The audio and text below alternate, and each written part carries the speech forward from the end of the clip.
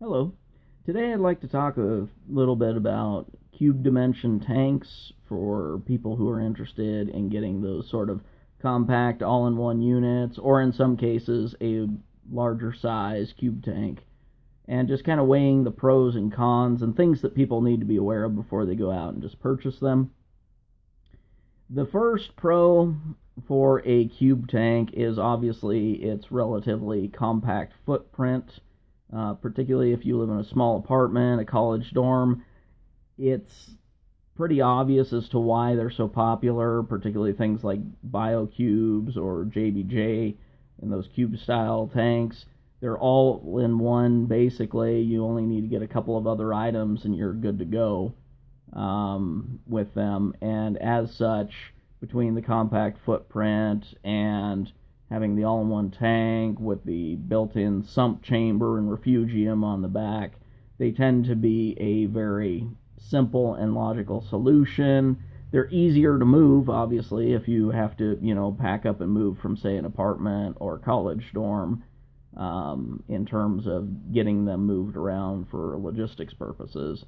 And you can fit them on a countertop, even a shelf in the case of some of the smaller versions of those BioCubes and JBJ tanks. So they have those things going for them.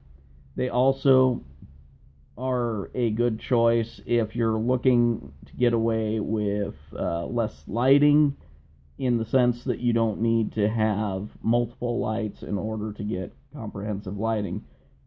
And in some cases, like the BioCube, they actually come with built-in lighting, although, in my opinion, the stock lighting is a bit marginal on those in terms of full-fledged coral growth. They generally have a tendency to upgrade them.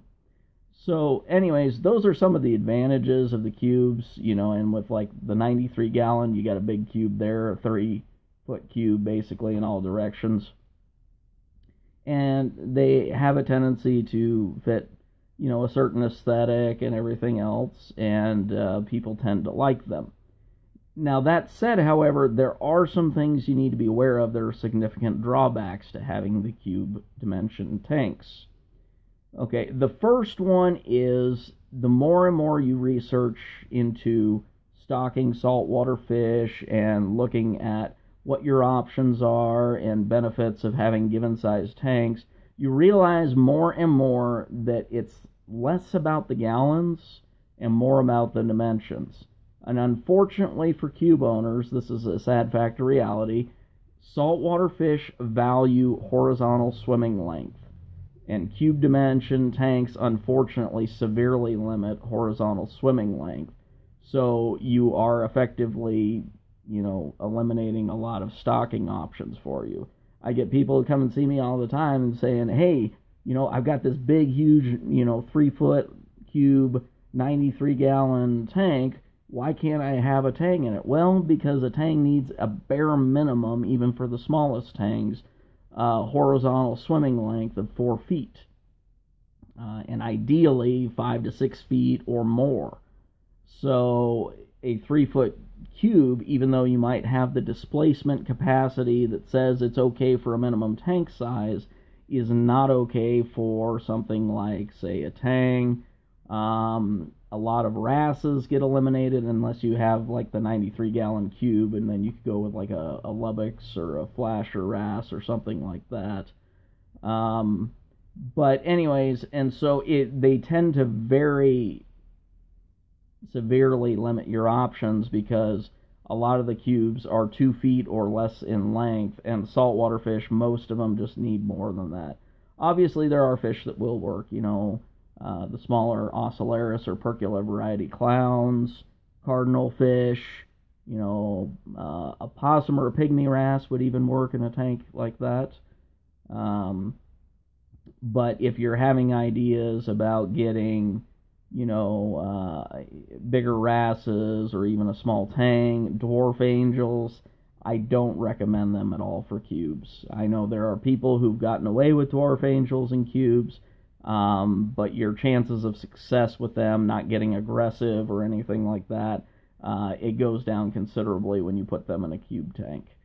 So anyways, that's the biggest thing to be aware of. The other issue with the cube tanks is that they have a tendency to be the all-in-one type units. And the problem with a lot of the all-in-one type units, unless you're getting the really high-end tanks, is that people have a tendency to go, well, it came with the lighting, but I really need to upgrade my lighting in order to get the coral growth that I want. You know, the media basket isn't quite what I want to do, so I'm going to upgrade that. Well, you know, I've got the chamber here, I'll put in a nano skimmer or something like that. And so once you start doing that and you start doing those upgrades, quite frankly, you're better off just going and buying a bigger, you know, a long dimensioned separate tank, because long term, once you start upgrading, you're just flushing money down the drain, in my opinion.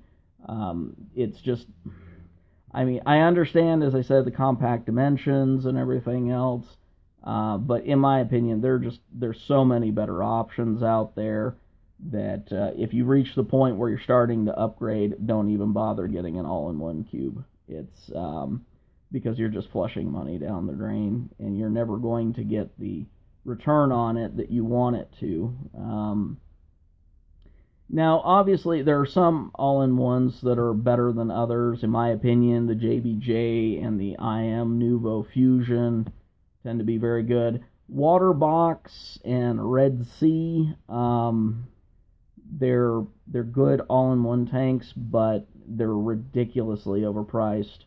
And I know they don't tend to veer quite as much into the cubes as much as, you know, say JBJ or BioCube does. So, anyways, these are just some of the things to be aware of. They also, I see lots of complaints on the BioCubes in particular over the plastic on them. Has a tendency, in the hood, it has a tendency to wear out, break prematurely, and everything else. So just be aware of that. If you're looking, in my opinion, longer term, and you've got to have a cube tank just because of your footprint and your space, what you're limited to, then JBJ would be a better option, in my opinion. They're just a bit better built. So anyways, those are kind of, you know, the advantages and disadvantages of the kind of sort of all-in-one type cube tanks, and just some of the things that you need to be aware of before you just say, wow, that, you know, that'd be a cool looking BioCube or JBJ or something like that.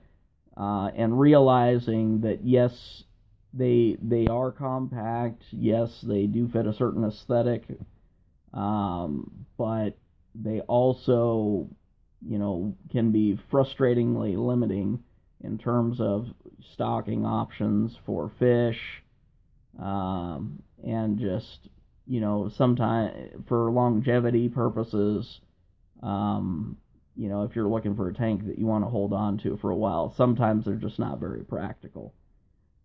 So anyways, that's all I've got on that, and thanks for watching.